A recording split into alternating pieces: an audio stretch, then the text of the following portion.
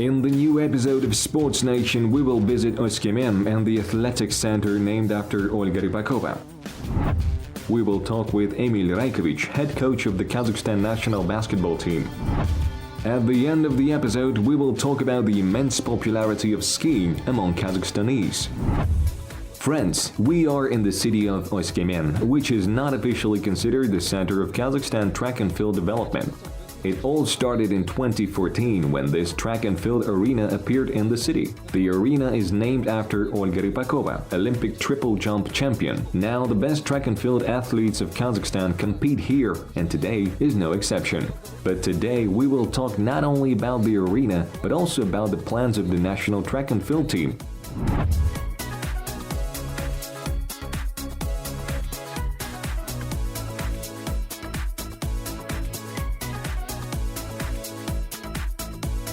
Every fourth resident of eastern Kazakhstan is involved in sports, according to the local Akimat. It is also thanks to the fact that the region has more than 1,000 sports facilities. A relatively new track and field arena, named after a famous athlete, stands out among them. For reference, to give the name of Olga Rypakova to a sports facility, the former Akim of region, Berdebek Saparbayev, promised when the athlete won a gold medal at the Olympic Games in London. The size of sports complex is impressive. Its total area is almost 7,000 square meters. There are 680 seats in the stands. It has many other features that allow holding the World Championships indoors. However, at the moment, the sports complex is just getting back to full operation. The year 2020 has not brought much joy due to the pandemic. Athletes are training. We are also holding Kazakhstan championships. Under the regulation, not more than 100 people are allowed to participate. Everyone can train at the same time. The capacity of the complex is up to 1,500 people. До 1500 человек.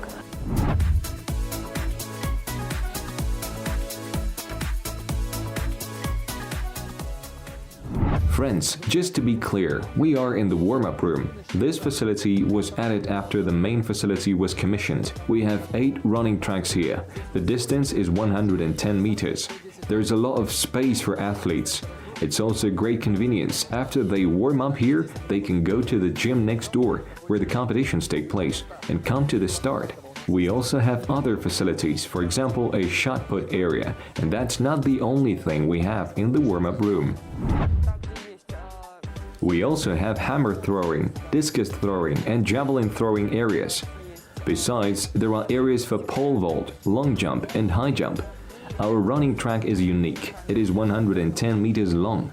There are no more indoor sports complexes with such a long running track. It is the summer distance. The arena has become home to the Kazakhstan team, which holds regular training camps here.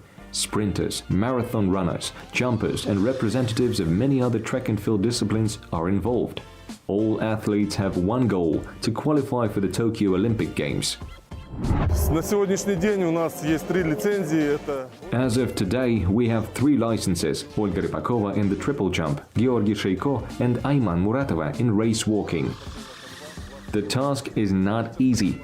The qualifying standards for the Olympic Games have changed. It's very difficult to meet them, but our goal is to get at least 10 licenses. Friends, we are in the gym of the track and field arena. Everything is standard here, but I would like to focus on something else. Nearby, we have the physical therapy, massage, and rehabilitation rooms. It's interesting. Let's have a look.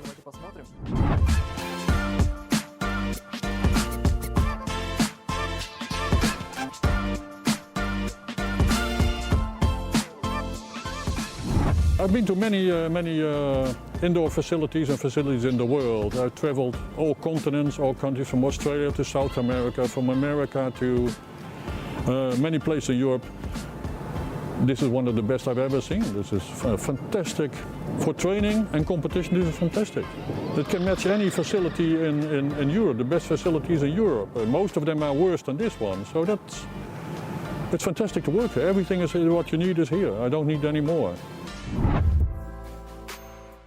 Today, Oskemen, Almaty and Karaganda are considered the points of development of track and field in the country. Recently, the city of Nur Sultan has been added to the list where a modern track and field arena was built.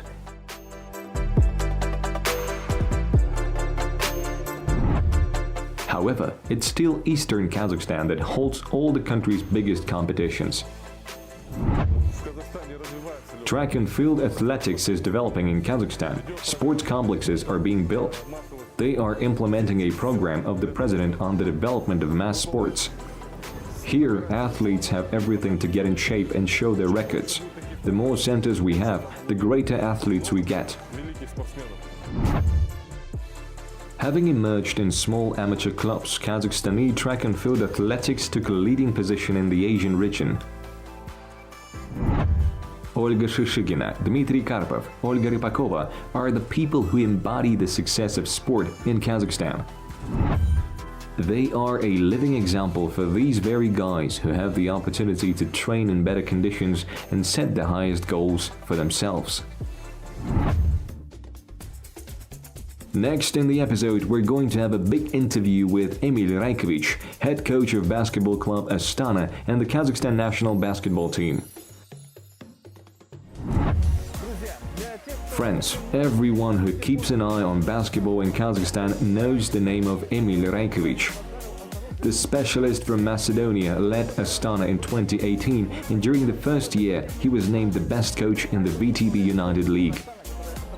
At the same time, Emil Rajkovic is the head of Kazakhstan national team, which has been qualified for the Asian Cup.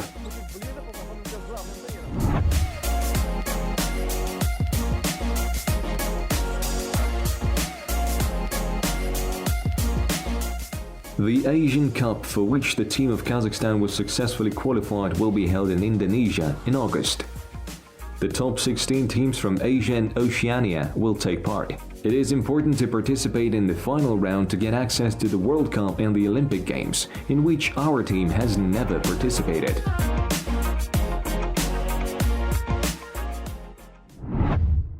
How you rate our team's performance? Well, we have to be satisfied. We have to be satisfied because we had 3 games, we won all 3. We were supposed to play 4, but Jordan had 7 members of their team with the coronavirus, so they canceled their games. But our task is fulfilled. We won all the games, and now I think that we can safely say we will be qualified for the FIBA Asian Cup. But it was not so difficult, I think, because after first period against Sri Lanka, we won 37-2. Yes. With Sri Lanka, I must admit that they are not the level, our level. But the main game was with Palestine. If you remember 1 year ago here, we beat them only by 3 points. But our players played a great game and they didn't leave nothing to the opponent. We beat them 37 difference and that was a great result. What I can see is I'm here 3 years. This is already the 3rd season. The progress in the players is huge. It's enormous. Do you have a dream as a coach of national team? I think that we are living the dream. You know, many coaches or star players would say it's not about the goal, but it's about the road to the goal, about the path you are taking and enjoying every moment of it. I think that exactly this is what is happening with me in Astana and in the Kazakh national team. I really love working with the Kazakh players because we, from the first year, we have connected and we have made a mutual respect. And I enjoy working with them. That's maybe the biggest reward for a coach, that you feel in the eyes of the players that they really want you to coach them, that they really accept you as their coach. However, the main work of Emil Rajkovic is basketball club Astana, which does not perform very well in this season. Having only 4 victories, the team ranks 11th of the VTB United League. So we're going to talking about Astana. Do we have some chances to play in playoff? We're going to fight till the end. We're going to fight till the end. You know, our main, let's say, goal this season was to get involved. We had a big problems, you know, with the COVID situation. We didn't have preparations. Our players came late, and we didn't have any preparation games. We just started immediately. So it's big problems this season everywhere. These 2 seasons with the COVID, everybody just tried to survive. The main reason this Astana club exists is to lift the popularization of the basketball in Kazakhstan. The main reason that we are trying to push to play Kazakh players as much as possible. Transfers in this year. New players, so many new faces. Yes. And what do you think about it? Look, this year we've been also limited in order to, with the financial, budget. It was really tough to bring players and compete in this league where other teams are much richer. It's tough because we have to choose the last. Everybody choose the players, and then we have to choose the last because we don't have the money like the other teams have. But still, I'm let's say satisfied with the choice because all these guys are working hard. They're serious guys, and if we had the time to prepare more, to have the preparation camp like we usually have, to have the friendly games, I think that the team would have bonded faster and would have connected faster, and I think our results would have been better. Astana always a very good team for players who can just play here 1 year and just going to club with highest goals. And in this squad, who will be ready next year play in top club? You mean about the players that come a little bit younger, and then we are preparing them and giving them the knowledge, the experience, and they are going. For example, we had Anthony Clemons, JJ O'Brien that went from here to Monaco in the first year. Then we had Ken Horton, who is now Champions League champion and FIBA Intercontinental champion with Burgos in Spain. We have Malcolm Hill, who after the season finished here, 4 or 5 NBA scouts was calling me to ask about him, and now he is playing in Hapoel Jerusalem, very good team in the Euro Cup. So now I expect that from this year, Jeremiah Hill will be the guy that will go to the next level, because 2 years here, I think he really improved a lot. He get adjusted to the European style of basketball.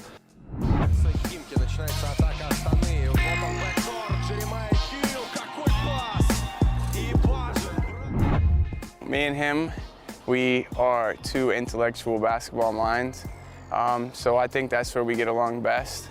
I'm able to talk to him freely and express my opinions, and he gives me the same respect, and he tells me honestly what he thinks I need to improve on, which was a big jump from last year to this year, especially defensively. He kept pushing me to be better defensively.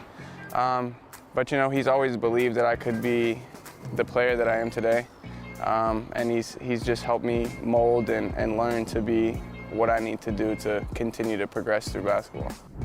First season in Astana in 2018, VTB League recognized you like a best coach in the league. And how many teams after it offered you to work with them? These awards can never be just for the coach. These awards are always because of the team has played the right way and have won the right games. I came from Macedonia, yes. But then in Poland I worked like 4 years. Poland is like my second country. Everybody know me there, and I have contact with all my friends there, ex teams. They always want me to return. And then I had some offers in Germany, but after talking to our guys here, after that first year, I thought that it's the best to continue the project and to try to maximize this potential in our Kazakh players. And really my goal was to leave something behind me. 20 years ago, our football association changed Asian Confederation to European Confederation, UEFA. And if we could imagine just if in basketball we change our Asian Confederation to European Confederation, will it be better? Oh, this is a tough question. FIBA Europe is definitely much more organized, and definitely you will get much well-respected opponents. But then the competition will be much tougher, and it will be much more difficult to win. So these are just the basic comparisons. Again, this is not just the part of the coach, but this is also we can say socio-politic decision, so it's a little bit wider. You were emotional during the game, very emotional. Just we really like it. Just for fans, it's great, it's cool, and I think you take defeat hard. This is the biggest problem in basketball. You know, basketball is a beautiful sport and it gives us a lot of joy, happiness, and adrenaline on the games. You know, but after a loss, especially for me, it's really difficult. Maybe 2-3 days to sleep, to actually function normally. Which place better for you? This location, Sararka Velotrack, or Jekpejek? Honestly, Jekpejek is a much better basketball atmosphere because the stands are closer to the court, and when the fans come, we saw this when we played the national team against Jordan and against Palestine. It was beautiful atmosphere. The fans came to the court, and it was like 2,500 people there. It was a really beautiful atmosphere. I think that it's more for basketball. Velotrack is a beautiful arena, but it's too big, and it's mainly for cycling. And we're talking about pandemic situation. Just it was difficult to live in previous year. What is the biggest plus for you in 2020?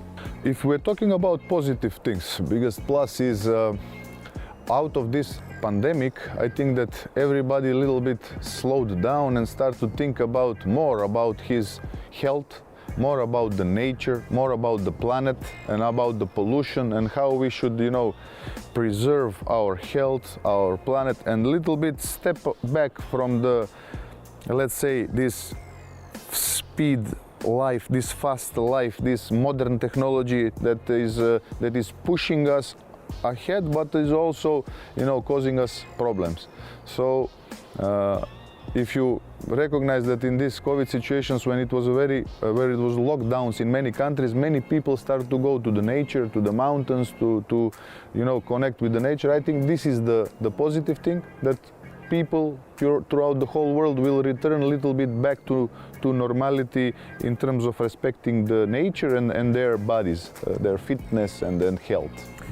How is your life in Kazakhstan? This is a big period of your life. Yes, I'm here with my family, and that's the most important. You know, I'm here with I have a wife, 2 daughters that are going into the school here. They're in school in Russian language. I wanted them to learn the language because they speak English, and I think that learning another language will be better for them. Our dog is with us here, so we feel like home. And you know how they say that your home is where your family is. And do you have favorite places, areas here in Nur-Sultan? But yeah, when the weather is nice, we are living here near the center, and when the weather is nice, we are walking a lot. Especially last season when it ended, 15th of March was our last game, and then from March till June we had to stay here without playing games because of the COVID situation. So we've been walking a lot outside, and there is a beautiful parks. There is also this promenade on the river, on Yesil. Mr. Rajkovic, it's a really big pleasure to talk with you. Thank you very much. Okay, thank you. Next in the episode, we're going to meet Alexander Pilipenko, the founder of the amateur ski club.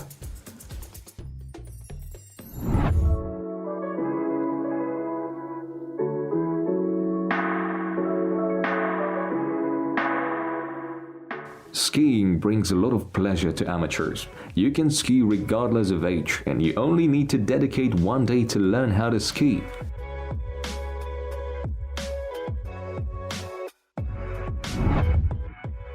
Alexander Pilipenko used to ski professionally, but even after leaving the big sport, he goes skiing every day. С каждым годом идет очень большой прирост. More and more people are joining every year. Last year, when the pandemic started, there was a boom. People went outside and actively started training. The age range is from 5 to 80 years old. They come and ask to be taught how to ski. Подскажите, от 5 до 80 лет.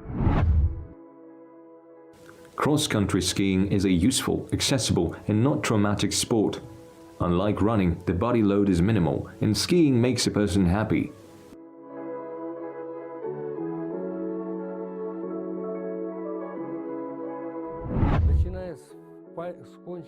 From the tips of your toes to the tips of your fingers, skiing involves all the muscles, ligaments, and joints. That's why skiing is the best for wellness. For beginners, it is important to know that modern skis have nothing in common with the skis of Soviet time.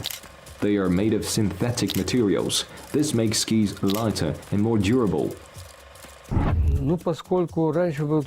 Since people used only the classic style before, there was a general recommendation. A person stood up, raised his/her hands, and that's how they used to choose skis. Now the ski track is prepared mechanically. It's hard, you can just walk in your boots. The skis are much shorter now. They are hardly longer than the person's height.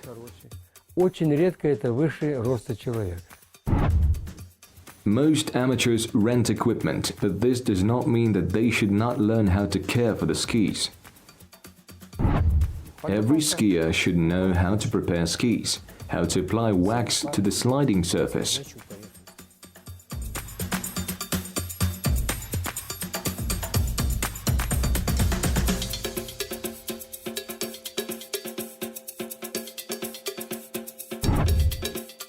Каждый лыжник должен. In the national team, some special people do it.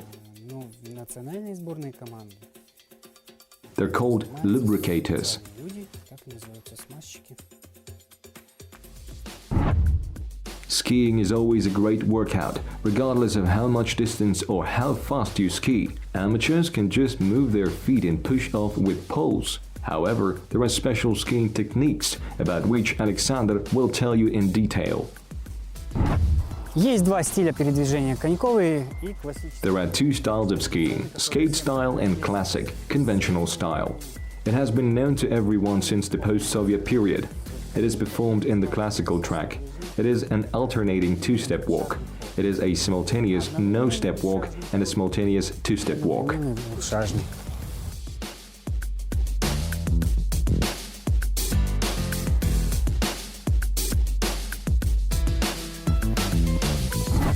Сейчас очень стало популярной. Now a skate style is very popular. You should keep toes apart. The upper body should lean forward. Knees should be bent.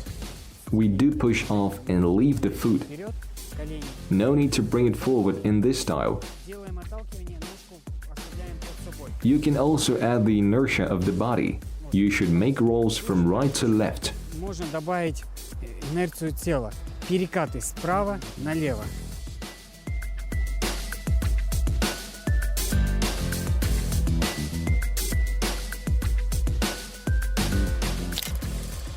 Athletes from Kazakhstan have made significant progress in skiing for 30 years of independence.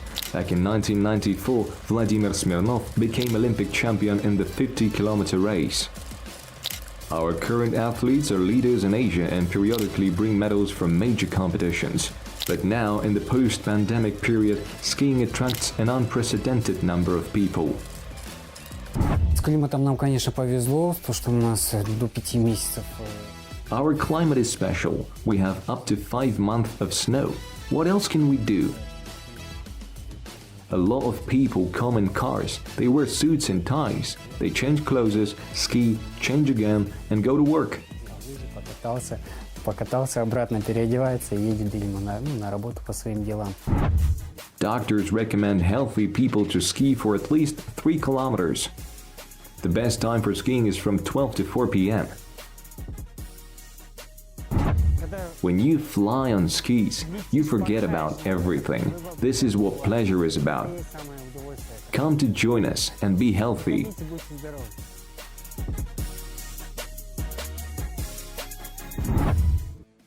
Friends, we end the episode with the video of the week. Today we're going to Australia, where the Lumberjack World Championship was held. Yes, you heard right. It is probably the most brutal sport. You need to chop and saw logs as fast as possible. For several years in a row, the Australian lumberjacks have become the champions.